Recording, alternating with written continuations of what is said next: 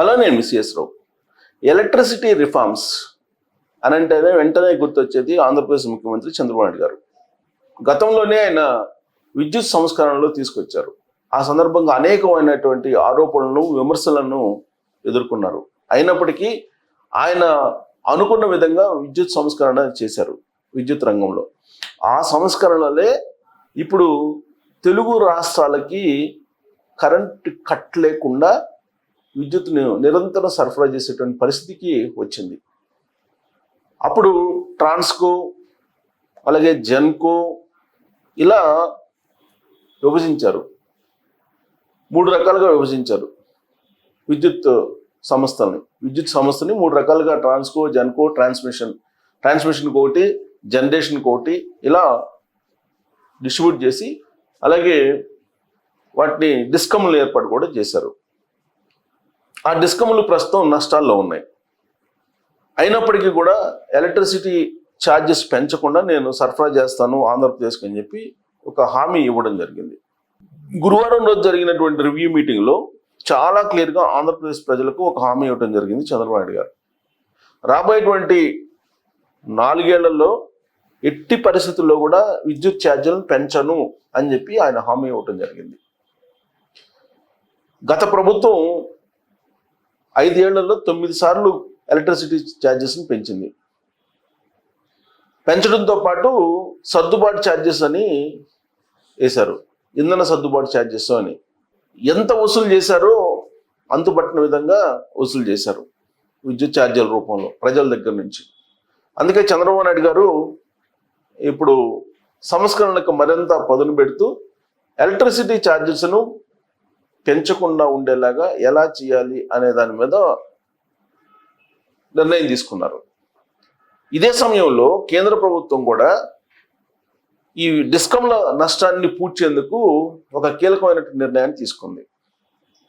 ఇప్పటి వరకు డిస్కంలు private finance నుంచి, ప్రైవేటు ఆర్గనైజేషన్స్ నుంచి రుణాలు తీసుకుంటూ ఉంది.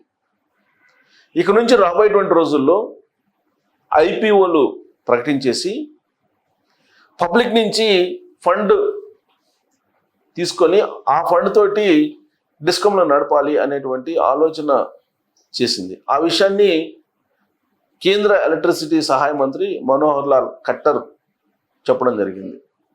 దేశవ్యాప్తంగా ఈ సంస్కరణలన్నీ అమలు చేయాలంటే చంద్రబాబు నాయుడు గారే సరైనటువంటి లీడర్ అని ప్రధానమంత్రి నరేంద్ర మోడీ గారే భావించి చంద్రబాబు నాయుడు గారితో చర్చించమని చెప్పి మనోహర్ లాల్ ఖట్టర్కి చెప్పారని చెప్పి ఢిల్లీ నుంచి అందుతున్నటువంటి సమాచారం.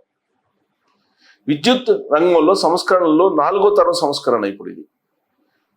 3 విడతలుగా సంస్కరణలు జరిగాయి దేశవ్యాప్తంగా విద్యుత్ సంస్కరణలు. అందుకే పీపీఏ ఒప్పందాలు అవన్నీ జరిగాయి. అప్పట్లో చంద్రబాబు నాయుడు గారు ముఖ్యమంత్రిగా ఉన్నప్పుడు 2004 సమయంలోనే జరిగాయి. 2004కు ముందు ఆ విద్యుత్ సంస్కరణలు, పీపీఏల ఒప్పందాలు జరగబట్టే ఇవాళ ఎలక్ట్రిసిటీకి కొరత లేకుండా ఉంది.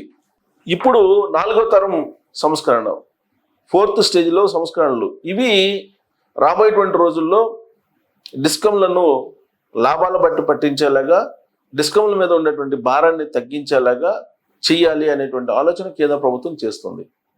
దాన్ని ఇంప్లిమెంట్ చేసేటువంటి బాధ్యతను ఎన్డీఏలో కీలక భాగస్వామిగా ఉన్నటువంటి చంద్రబాబు నాయుడు గారికి అప్పచెప్పారు. ఎందుకంటే దేశవ్యాప్తంగా విద్యుత్ రంగంలో సంస్కరణలకు ఆద్యం పోసినటువంటి లీడర్ ఎవరంటే చంద్రబాబు నాయుడు గారు. అప్పటి వరకు ఏ రాష్ట్రంలో కూడా విద్యుత్ సంస్కరణలకు బీజం పడలేదు. విద్యుత్ సంస్కరణలకు బీజం వేసింది చంద్రబాబు నాయుడు గారు. ఆ సందర్భంగా అనేకమైనటువంటి ఆరోపణలను అప్పట్లో ప్రతిపక్షాల నుంచి ఎదుర్కొన్నారు. మనం గుర్తు చేసుకుంటే కనుక బషీర్బాగ్లో ఈ విద్యుత్ సంస్కరణలు జరిగిన తర్వాత ఎలక్ట్రిసిటీ ఛార్జీలు పెరిగాయని బషీర్బాగ్లో చంద్రబాబు నాయుడు గారి మీద వ్యతిరేకంగా, ఆ రోజు ప్రభుత్వం మీద వ్యతిరేకంగా కమ్యూనిస్టులు పెద్ద ఎత్తున ధర్నాలు చేశారు. ఆ సందర్భంగా కాల్పులు కూడా జరిగినాయి. కానీ ఏమాత్రం వెనకడుగు వేయకుండా చంద్రబాబు నాయుడు గారు చాలా ధైర్యంగా తాను నమ్మినటువంటి సిద్ధాంతాన్ని ముందుకు తీసుకెళ్లారు. దాని ఫలితాలు ఇవాళ మనకు కనిపిస్తూ ఉన్నాయి. అప్పట్లో కాంగ్రెస్ పార్టీ, కమ్యూనిస్ట్ పార్టీలు చంద్రబాబు నాయుడు గారు ఏ నిర్ణయం తీసుకున్నా కానీ దాన్ని వ్యతిరేకిస్తూ రోడ్ల మీదకి వచ్చేవాళ్ళు, ధర్నాలు చేసేవాళ్ళు, ఆందోళన చేసేవాళ్ళు. రాజ్యాంగ పరంగా ఆ విధంగా వ్యక్తం చేయడం అనేది ఎవరికైనా అనుమతి ఉంటుంది. కానీ చంద్రబాబు నాయుడు గారు ఒక సంస్కరణ వాదిగా, ఆర్థిక సంస్కరణని వేగంగా ముందుకు తీసుకెళ్ళినటువంటి లీడర్గా, విద్యుత్ రంగంలో సంస్కరణలకి బీజం వేసినటువంటి లీడర్గా చంద్రబాబు నాయుడు గారికి గుర్తుంది. ఆ గుర్తింపు ఉంది ఆయనకి. అందుకే ఇప్పుడు కేంద్ర ప్రభుత్వం 4వ తరం విద్యుత్ సంస్కరణలకు ముందుకు తీసుకెళ్ళడానికి సూచనలు, సలహాలు చంద్రబాబు నాయుడు గారి దగ్గర నుంచి తీసుకుంటూ ఉంది. ఎన్డీఏలో కీలక భాగస్వామిగా చంద్రబాబు నాయుడు గారు ఉన్నారు. ఆర్థిక సంస్కరణల విషయంలో కానీ, లేదా విద్యుత్ సంస్కరణల విషయంలో కానీ, లేదా వివిధ దేశాలకు ప్రధానమంత్రి నరేంద్ర మోడీ గారు వెళ్తున్నటువంటి సందర్భంగా G7 లాంటి సబ్మిట్లకి అవసరమైనటువంటి ఫీడ్బ్యాక్ని కూడా చంద్రబాబు నాయుడు గారి దగ్గర నుంచి తీసుకుంటున్నారు నరేంద్ర మోడీ గారు. దానికి సంబంధించిన న్యూస్ కూడా మనకి నేషనల్, ఇంటర్నేషనల్ పత్రికల్లో కూడా వచ్చింది. ఇప్పుడు మనోహర్ లాల్ ఖట్టర్ విద్యుత్ శాఖ సహాయ మంత్రిగా ఉన్నారు కేంద్రంలో. ఆయన చంద్రబాబు నాయుడు గారి సూచనలు, సలహాలు తీసుకోవడానికి రాబోతున్నారు త్వరలోనే. రాబోయేటువంటి రోజుల్లో ఆంధ్రప్రదేశ్లో విద్యుత్ కట్ అంటే అంతరాయం లేనటువంటి విద్యుత్తును సరఫరా చేయడానికి చంద్రబాబు నాయుడు గారు ప్లాన్ చేస్తున్నారు. గత ప్రభుత్వం విద్యుత్ కోతల్ని పెట్టింది.